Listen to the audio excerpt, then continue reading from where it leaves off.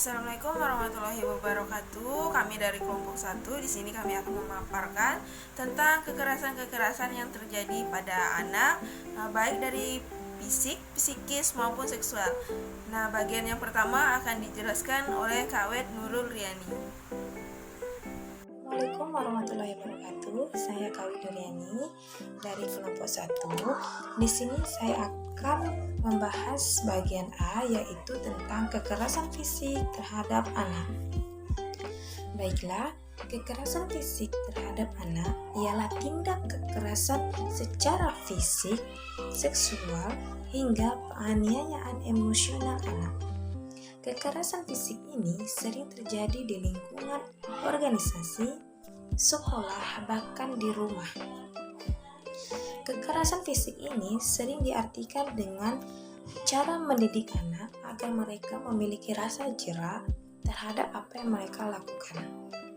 Padahal, yang perlu diperhatikan atau yang perlu diingat, kekerasan fisik ini dapat menyebabkan trauma yang mendalam bagi anak. Karena mereka takut melakukan apapun yang menurut mereka benar, tapi apapun yang mereka lakukan belum tentu benar di mata orang tua atau orang sekitar mereka. Kekerasan fisik ini dapat berupa seperti lecet, lebam, lemar, hingga kematian. Baiklah, selanjutnya akan dilanjuti oleh teman saya. Adapun beragam jenis kekerasan fisik yang terjadi pada anak, menurut UNICEF, bisa saja terjadi di rumah, di sekolah, di jalanan, di masyarakat, di institusi, dan juga di wilayah konflik. Kekerasan fisik yang terjadi di rumah, mungkin kita semua sering juga melihat kekerasan fisik tersebut bisa berupa anak dijewer, anak ditampar, anak dipukul, atau anak ditendang. Nah, kekerasan fisik yang terjadi di rumah ini biasanya dilakukan oleh orang-orang terdekat dari si anak tersebut. Bisa jadi orang tuanya, kakaknya, atau abangnya, ataupun kakek dan neneknya, dan bisa juga paman atau bibinya jika si anak itu tinggal bersama walinya. Kekerasan fisik ini banyak terjadi di masyarakat sekitar kita, yang tentunya harus kita sikapi dengan sikap yang bijaksana. Bagaimana kita harus mampu melindungi hak-hak anak seperti mendapatkan perlindungan hukum. Kekerasan fisik yang terjadi pada anak yang kedua bisa saja terjadi di sekolah. Nah, di sekolah ini anak-anak bisa mengalami kekerasan fisik dari pihak sekolah seperti guru yang seharusnya menjadi pelindung bagi anak-anak di sekolah. Kekerasan fisik selain bisa saja dilakukan oleh guru maupun pihak-pihak sekolah lainnya, bisa juga terjadi diakibatkan oleh teman-temannya. Nah, mungkin ini terjadi karena ada rasa keegoisan atau rasa ingin menang sendiri, sehingga anak-anak tersebut ingin memaksakan kehendaknya kepada anak yang lain, sehingga memicu terjadinya kekerasan fisik di sekolah. Yang ketiga, di jalanan. Nah, kasus kekerasan fisik pada anak di jalanan itu biasanya terjadi pada anak-anak yang memang mereka itu hidup di jalanan. Bisa jadi karena mereka berasal dari keluarga yang broken home, atau keluarga yang kurang akur, atau keluarga yang bercerai, sehingga mereka terlantar begitu saja di jalanan. Dan berkumpullah mereka dengan orang-orang atau masyarakat yang memang kehidupannya itu sangat keras dan memang hidupnya di jalanan, sehingga sangat riskan sekali bagi anak-anak untuk mengalami kekerasan fisik. Misalnya, anak-anak dipaksa untuk mengamen, mencuri, ataupun memulung. Dan ketika hal ini tidak dilakukan oleh anak tersebut, maka akan terjadilah tindak kekerasan fisik. Yang keempat, di masyarakat. Di lingkungan masyarakat juga bisa terjadi kekerasan fisik jika anak tidak terlindungi ketika berada di dalam rumah, sehingga anggota masyarakat lainnya bisa semena-mena melakukan tindak kekerasan fisik pada anak. Yang kelima, di sebuah institusi. Nah, pada kasus anak usia dini ini, institusi itu kita samakan dengan sekolah. Nah, tadi sudah saya jelaskan kekerasan fisik apa saja yang bisa terjadi di sekolah. Yang keenam adalah di wilayah konflik. Di wilayah konflik, sangat memungkinkan sekali terjadinya kekerasan fisik karena begitu beratnya beban hidup di wilayah-wilayah konflik. Baiklah, di sini saya akan menjelaskan tentang kekerasan psikis terhadap anak. Nah, di sini kekerasan psikis itu terjadi karena keadaan atau situasi anak yang tidak nyaman. Contohnya adalah ketika orang dewasa memarahi seorang anak atau membentak-bentak seorang anak. Nah, di situ jelas psikis anak itu akan membentuk mental yang kurang baik. Contohnya seperti ini. Apabila orang tua terus-terusan membentak anak atau memarahi anak secara berkelanjutan, maka memori yang akan terekam pada anak itu akan dibawa hingga besar. Bisa saja memori dimarahi tersebut akan anak terapkan di kehidupan selanjutnya. Berikut adalah contoh dari kekerasan psikis yang terjadi pada anak dalam lingkungan keluarga. Aku Nadia, umurku 8 tahun. Teman-temanku selalu senang kalau pulang ke rumah. Tapi aku justru takut. Harusnya kamu yang jemput Nadia. Aku juga sibuk. Papa dan Mama sering bertengkar. Ya harus kamu ibunya kan. Saya nyari uang. Kalau sudah bertengkar, suara mereka membuatku takut. Kamu jangan bantah bos saya. Papa kasar dan sering memukuli Mama. Papa juga kasar kepadaku kalau sedang kesal. Nadia. Aku sudah sering dipukuli Papa. Kadang aku bahkan tak tahu apa salahku.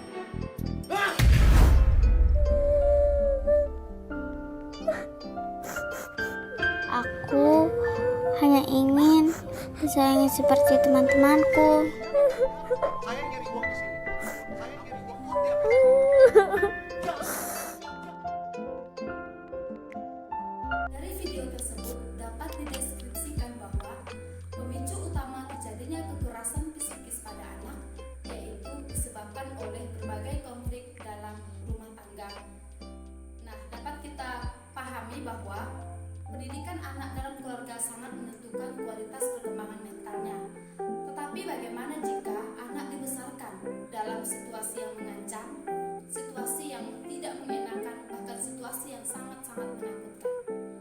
Kita tahu bahwa rumah adalah tempat anak kembali pulang, kembali merasakan cinta, kembali merasakan kehangatan, tempat mereka berbagi dan berlindung. Karena rumah itu pada dasarnya adalah tempat anak untuk merasa nyaman dan diterima oleh keluarganya sendiri. Akan tetapi, anak yang bertumbuh dan berkembang dalam situasi atau konflik keluarga yang mengancam ataupun situasi keluarga yang kurang sehat atau kurang harmonis tidak mampu mendukung perkembangannya. Nah, di sini yang menjadi korban utama adalah anak itu sendiri. Karena dari konflik kedua orang tua hanya menghantarkan anak pada ketakutan, kecemasan yang berlebihan, bahkan pengalaman keterasingan baik dari dirinya sendiri maupun dengan kedua orang tuanya atau di dalam keluarga itu sendiri.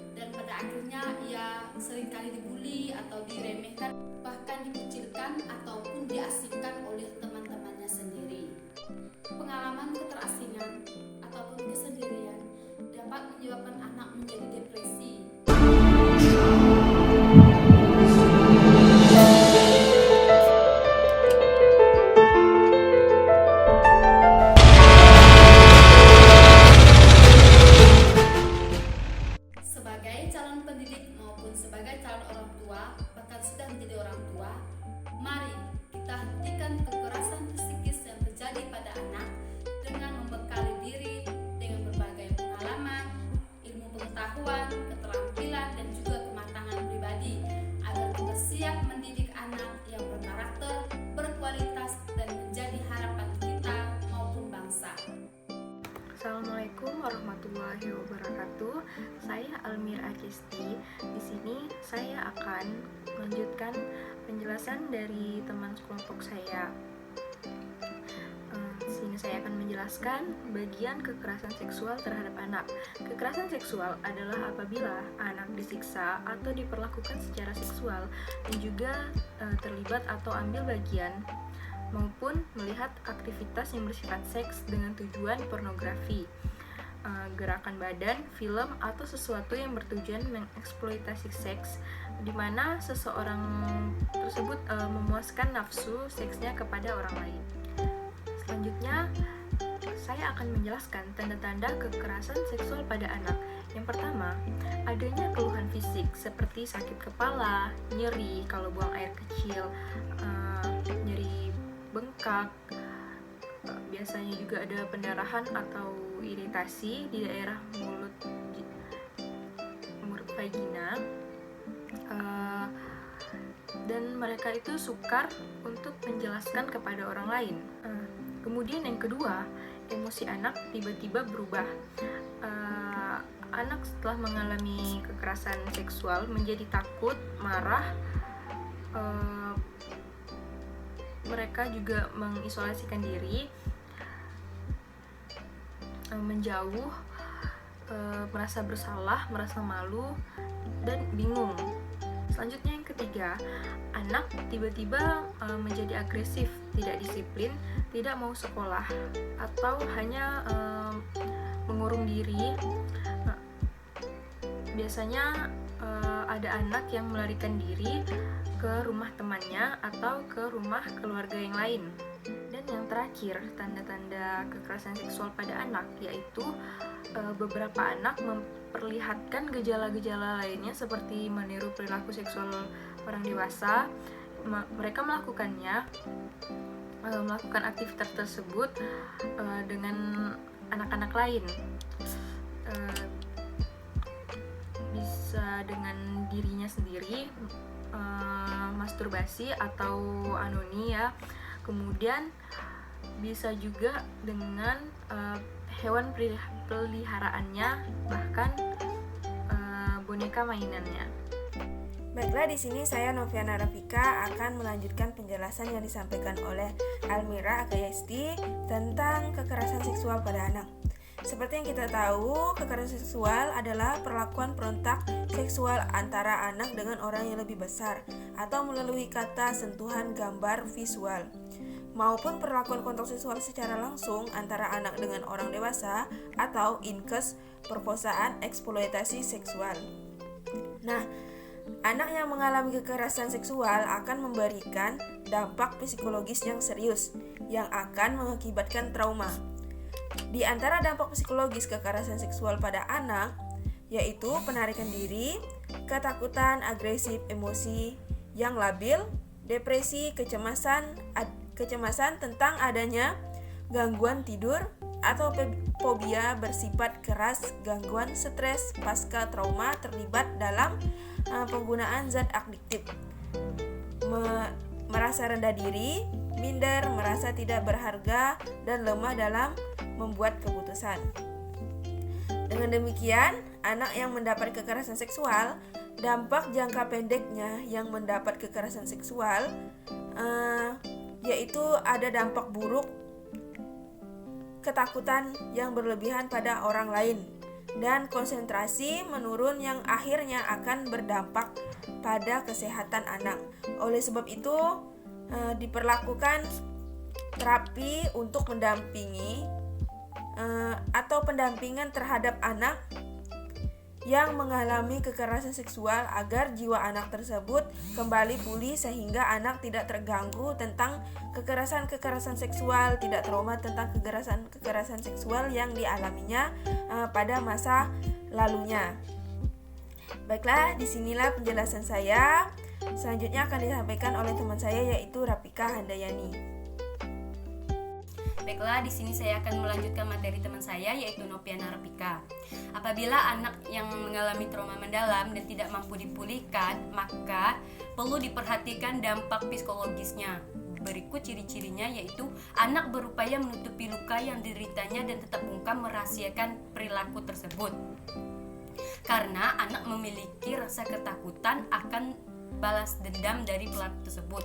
Kondisi demikian akan mempengaruhi perkembangan psikologisnya dan anak akan mengalami keterlambatan dalam tahap-tahap perkembangannya. Dampak lain yaitu anak mengalami kesulitan berhubungan dengan teman sebaya, dan apabila trauma yang begitu mendalam yang ada pada diri anak tidak menutup kemungkinan anak tersebut akan menyakiti diri sendiri, bahkan anak tersebut akan mencoba untuk membunuh diri. Selain dampak psikis, kekerasan seksual pada anak juga memiliki masalah pada fisik. Di antaranya dampak fisik atau biologis yang dialami anak akibat dari kekerasan seksual yang terjadi seperti terjadi luka memar, rasa sakit, gatal-gatal di area kemaluan, pendarahan dari vagina atau anus, infeksi saluran kencing yang berulang, dan keluaran cairan dari vagina. Dan sering pula didapati korban menunjukkan gejala sulit untuk berjalan atau duduk, terkena infeksi penyakit kelainan tersebut, dan tidak jarang anak yang mengalami kekerasan seksual juga mengalami kehamilan.